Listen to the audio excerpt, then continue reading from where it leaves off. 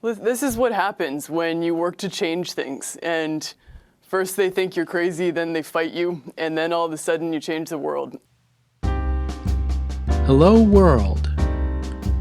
I find fraud fascinating.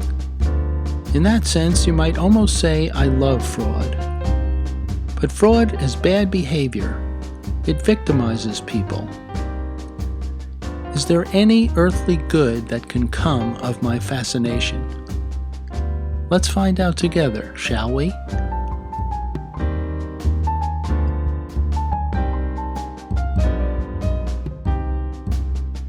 As I am speaking these words to you, it is 3 p.m., December 23rd, 2021. As of this moment, I do not know the verdict, whether there has even been a verdict, in USA versus Holmes, the trial of Elizabeth Holmes, founder and CEO of the now-defunct Theranos. I do not know the verdict. I haven't looked it up, if there is one. And right at the beginning of this, I have to say, you got to trust me on this. Because if there isn't trust, what do we have? We need that relationship, listener to podcaster. So, I trust you, and I hope that's reciprocated.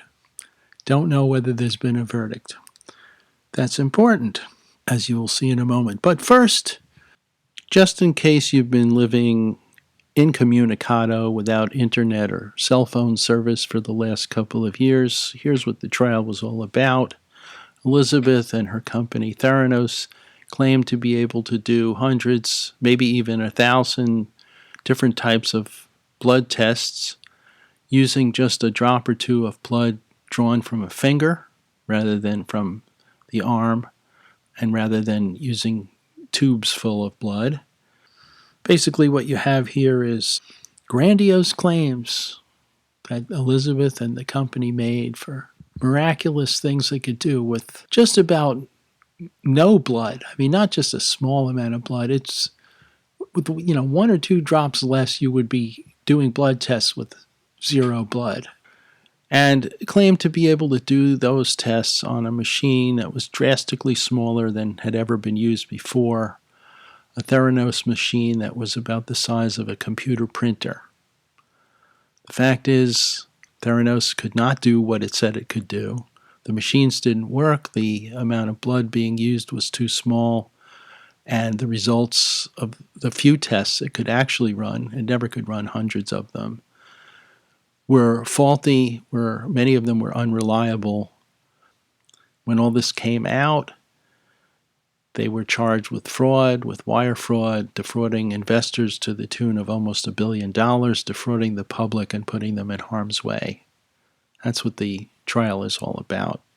So my prediction is that Elizabeth will be found not guilty. I have no desire to hide from you the fact that I think Elizabeth is guilty.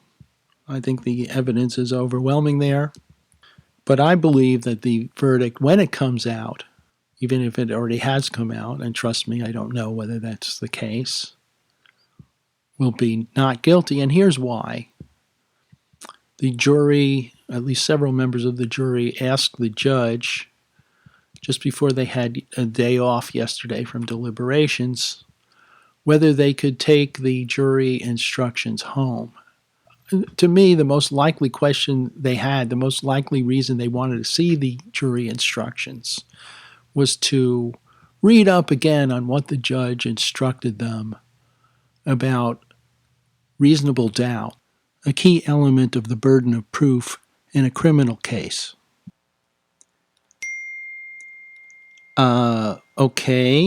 We have sort of breaking news on this. I guess I'm going to have to revise my prediction for the outcome of the trial. It seems as if, here's an update. It is now 9:20 p.m. Again, you're just going to have to trust me on that. 9:20 p.m., same day as before. I've got a message here, a text from my sister Lisa, that none other than John Carreyrou has tweeted this afternoon, late this afternoon. The jury asks if it can re-listen to the tape of the call Holmes held with investors in December 2013. The call will be replayed for the jury in the courtroom. Okay, so my take on that, my prediction in the manner of seesaws has teeter-tottered its way the other way. I think things are looking better for the prosecution, a guilty verdict now. If the jury is now asking to listen to, and then they got it played back for them, the tape of a call that Elizabeth had with investors. I've listened to those recordings, and they tend not to be so good for Elizabeth's defense. She tends to be selling them a bill of goods. When the jury hears whatever it is they've asked to hear, it seems to me it kind of signals a lean towards maybe she's guilty, because none of those recordings, even with the weaseliness, favor her. So I'm just saying things are going to seesaw right up until the verdict, which, trust me, I don't know whether it's happened. I mean, I can't look away. I am not ready to let go of the Holmes trial. So okay, if you want to say this is an obsession, fine, that's a harsh word. I mean, I suppose you could find obsession in my attitude towards this trial. I did, after all, about a week ago, write my own version of closing arguments for the prosecution. I am a lawyer. I figured, what the, heck. I'm a lawyer. I can write closing arguments. I've been spending so much time on the case, I'll just write it up and see how it matches up with what actually is argued at closing. I found myself gazing at a list of over 9,000 evidence exhibits available online and looked at a couple of them. I felt that this was a close-up look pretty far down at the wall, metaphorically speaking, of a rabbit hole. I was pretty far down. If I'm looking at, exhibit 4,533, pretty far down a rabbit hole when you're looking at, a list of thousands of exhibits and you react with glee and excitement. So, obsession, yeah, maybe. Insanity, because at a certain level, obsession is a bit insane. Or is it possible that what could be called obsession is just the kind of thing that might enable me to change the world?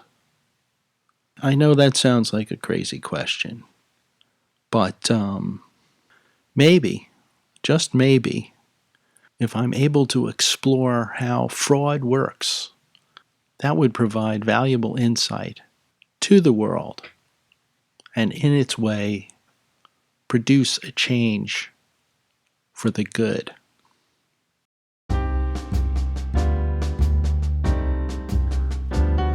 Here's my first offering on that score. I think a con artist, a fraudster, an Elizabeth Holmes, if you will, gets the target of fraud, the mark, to hear what they're not saying. There's a disconnect between what the person who is taken in hears and what the fraudster is saying. The person listening is impelled to want to believe or already wants to believe, and the con artist knows this. So all they do is they give them the raw material to construct the full message that is not actually being said. With that in mind, let's listen to the phone call that Elizabeth had with investors in December 2013 It's the same clip that the jurors have asked to hear again. Well, it's wonderful to speak with you all, and it's wonderful to be in a place in which we can begin to talk about this. As you all know, we have been working very hard for a long time to build out this infrastructure, and we thus built the business around our partnerships with pharmaceutical companies and our contracts with the military, wherein we could deploy our framework in the one case for helping to accelerate clinical trials, and in the other for extreme use case situations in trauma and other areas where there was a very compelling value proposition. Even in that clip, which is a good introduction to the phone call, Elizabeth is laying out false claims that have a germ of truth in them. There once were contracts with the military years earlier. There once were partnerships with pharmaceutical companies years earlier, but they were smaller than advertised. They were discontinued years before the call, and they never generated anything like the kind of income that Elizabeth is claiming they did. In fact, they didn't prevent the company from accumulating $253 million of losses over the years, right on through the time of the call. Beyond that, there's double talk in this. I'll replay the last part of that clip and listen for the double talk. Merriam-Webster's dictionary defines that as language that appears to be earnest and meaningful, but in fact is a mixture of sense and nonsense. And a second definition there is inflated, involved, and often deliberately ambiguous language. We thus built the business around our partnerships with pharmaceutical companies and our contracts with the military, wherein we could deploy our framework in the one case for helping to accelerate clinical trials, and in the other for extreme use case situations in trauma and other areas where there was a very compelling value proposition. So notice the run-on sentences in that clip, the use of a combination of jargon and words that mean nothing in combination, particularly the words extreme youth case situations. I've played this clip over a number of times to figure out, is she saying youth case or use case, maybe with a lisp or audio distortion, but either way, I can't figure out what that means. But it sounds sophisticated, and she's good at doing that. You figure as the listener, if I don't know what that means, that's on me. She seems to know what she's doing. She pronounces these things so confidently. There's also a use of Latinate words, infrastructure, accelerate, situations, proposition. That's standard enough in business language and legal writing. But what's impressive here is how Elizabeth uses a number of things, even in this introductory clip, that amount to double talk in an impressive way. And of course, the clip ends inevitably with what I like to call the dangle. And other areas where there was a very compelling value proposition. Translation into investor speak, y'all are going to make a lot of money off of this. That's got to be there. You could say it has to be in any kind of a pitch. I like to call it a dangle when there's no real likelihood that there are going to be the riches that are being dangled in front of the potential investor. Let's have a listen now to a little later in the call where Elizabeth talks about Theranos' involvement with the military. Military is a big deal for us, and I can tell you confidentially a couple of the areas in which we've been focused there.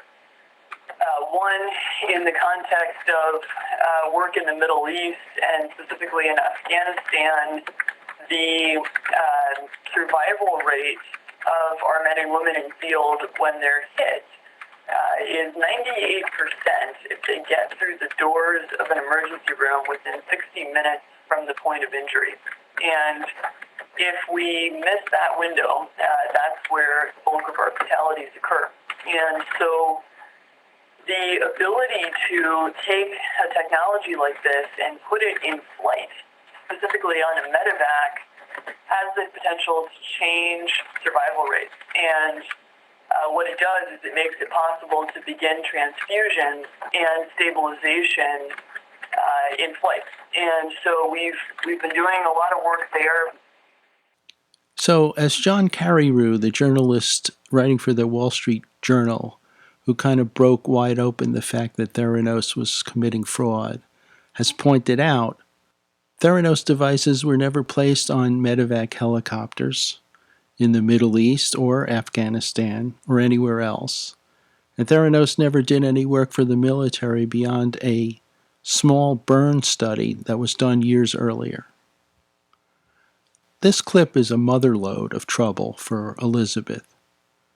But if you parse her words, they're largely razzle-dazzle, weasel words. There's lots of statistics cited. She invokes battlefield drama.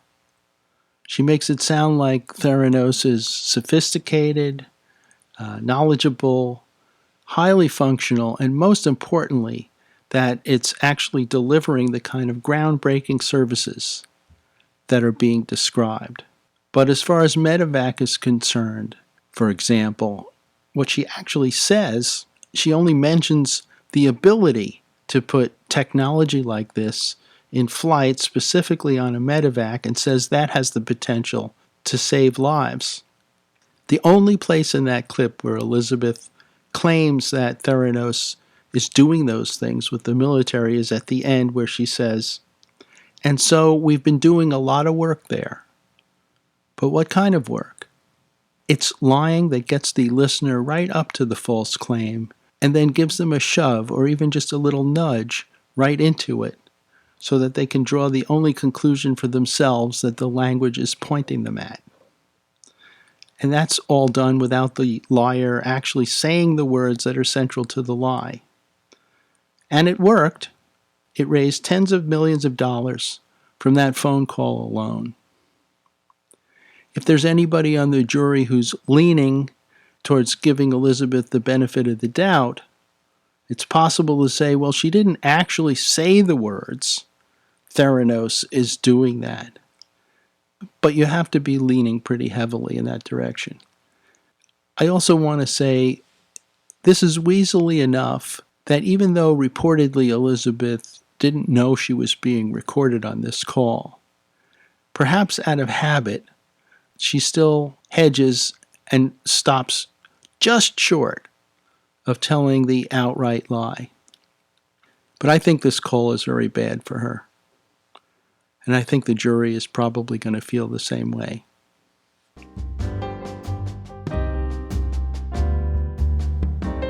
So just for the fun of it, I thought I would take a shot at trying to pitch this way myself, sort of channeling my inner Elizabeth Holmes. Let's say I'm a producer looking for funding for an indie film entitled Distant Pigeons. And I'm calling a potential investor and basically trying to get him to think that we have gotten a commitment from Keanu Reeves to act in the film. That isn't actually the case in this imaginary phone call. Bear in mind that the truth of the matter is, I once actually worked as a production assistant on a movie called Firestarter. Members of the cast were Drew Barrymore, who was 8 years old and had a lot of power for a kid in the hierarchy of the set. And Martin Sheen was in it. George C. Scott was in it. My role was pretty modest. I ran errands on the set. I was not the highest production assistant in the hierarchy of that film. I don't think I was entrusted to shepherd Drew Barrymore around. But we were all part of that production. But that was my role. The call might go something like this. Ed, thank you so much for giving me this opportunity to discuss a mutual opportunity, and for me to let you know what progress we've been making on casting and the work we've been putting in on this. I think you'll find it's pretty impressive. As you know, I worked not that long ago with Drew Barrymore, of course, Martin Sheen, the late George C. Scott. And when you work with these celebrities, these stars, they're really just like you and me. They're regular people, as Starlee Kine has said. You just have to be straight with them, and you could create a rapport.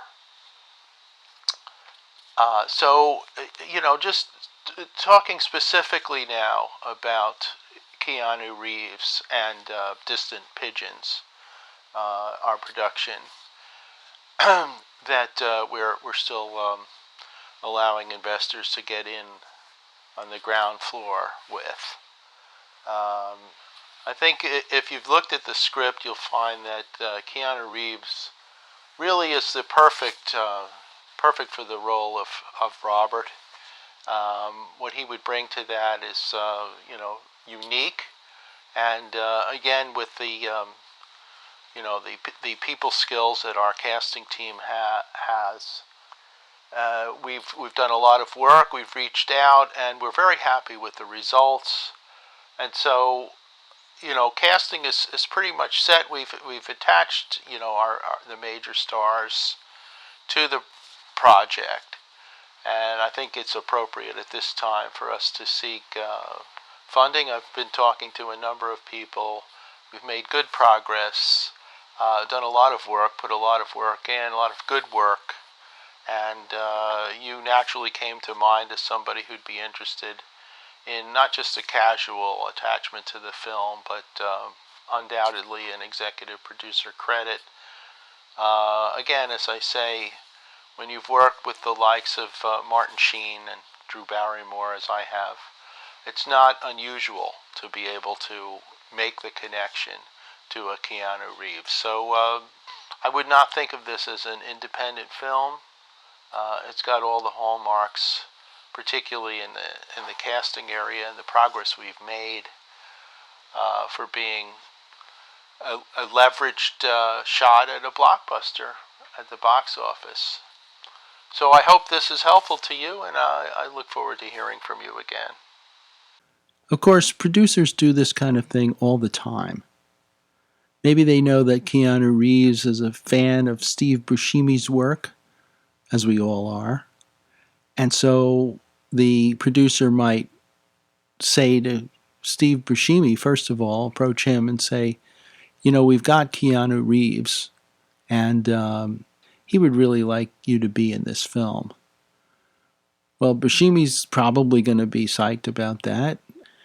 And so if they get Buscemi by spinning, basically lying to him about having Reeves on board, then they go to Reeves, who, like all of us, is a big fan of Buscemi, and they say, well, we've got Buscemi, and so, they get Reeves that way, maybe. And if it doesn't work out, no harm done. This is a common type of bullshit artistry that's used in the film business. Maybe you get the thing to work that way, and of course the goal is to get Keanu Reeves attached to the picture because he's bankable, and then you'll get either a lot of investment or you'll get a green light from the studio. Again, if it falls through, all right, no harm done. Everybody knows it works this way. The key distinction here is the difference between bullshit artistry and indictable con artistry. And that, in a nutshell, is also a key issue in the Holmes trial, especially where the December 2013 investor's phone call is concerned. You can wheel and you can deal, But when you start basically lying to investors well after your business has been operating for quite a while, and on top of that, you're jeopardizing patients' health with your wheeling and dealing, then you probably entered into indictable and quite possibly convicted felon territory.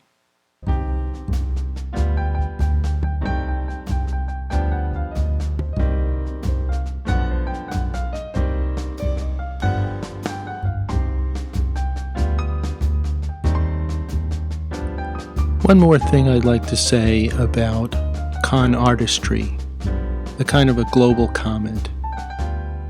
When I was in law school at Boston College Law School, the dean of the school, Daniel Cocolet, told us in a class he was teaching that one day he was waiting in a long line of traffic up in Boston, sitting in his car, nothing was moving, and another car zoomed up alongside the line and cut into the line a couple of car lengths ahead of where Cocolet was sitting. Cocolet, and I think this is maybe because he was raised as a Quaker, got out of his car because nothing was moving, walked up to the line cutter's car, had the man roll down his window, and said to him, "You know, you can only do that because the rest of us are sitting here patiently waiting our turn." And then he went back to his car. I think that kind of thing is at the heart of how con artistry works. It depends on the fact that, and fortunately so, humans are wired, as Marcus Aurelius says, for cooperation, the basis of mutually beneficial interaction in civilized communities of any level of development. Where communication is concerned, because we often speak inexactly, when we do speak to other people, we expect them to assume. And when they speak to us, we do assume that the language is in good faith, that it means what it points at. The con artist exploits that default mutual trust that we place in each other. The con artist subverts that trust. It's basically Cocolet's observation. You can only do that because the rest of us value good faith behavior. This, to me, is the true crime at the heart of the con. It depends for its effectiveness on the widespread goodwill that is the soul of civilization.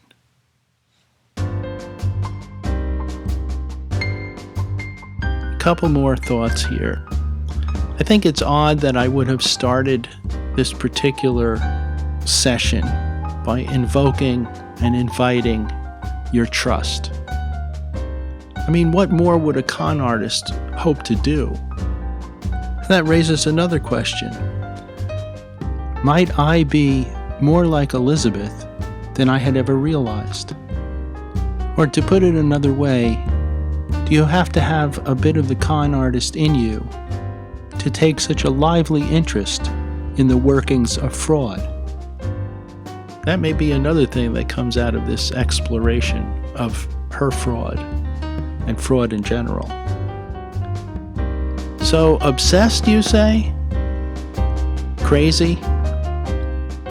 My answer to that is this. First, they think you're crazy. And then, you change the world. Till next time.